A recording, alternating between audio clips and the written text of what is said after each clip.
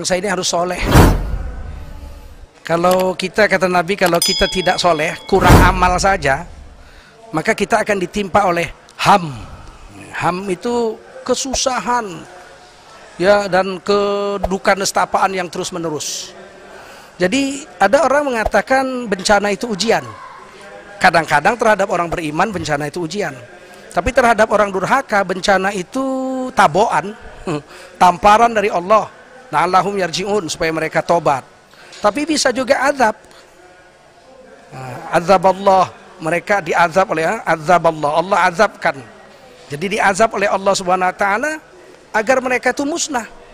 Jadi saya khawatir kalau kita tidak introspeksi diri, apakah Indonesia masih dalam tahap diuji untuk menaikkan iman, atau sedang ditaboi supaya tobat, atau sedang dimusnahkan oleh Allah Subhanahu wa taala.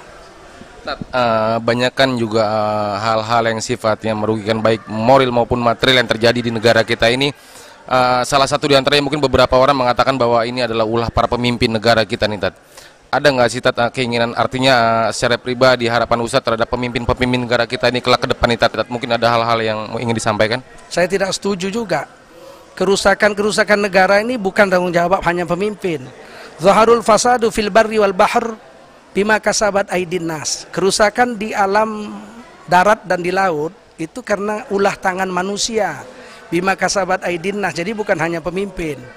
Pemimpin-pemimpin sekarang ini kan buah dari rakyatnya. Kalau rakyatnya 90% taat, pasti terpilih pemimpin yang taat. Saya kasih ilustrasi. Di negara demokrasi, pemilihan langsung, kalau di satu desa itu terdiri dari 90% pemabuk, pasti yang menang lurahnya pemabuk. Kalau di satu desa itu 90% rakyatnya maling, pasti yang menang raja maling. Nah, kalau di satu desa itu orang yang soleh-soleh, maka pemilihan kepala desa secara demokrasi langsung yang menang pasti ulama yang soleh. Nah, di Indonesia ini kenapa sih banyak pemimpin yang maling?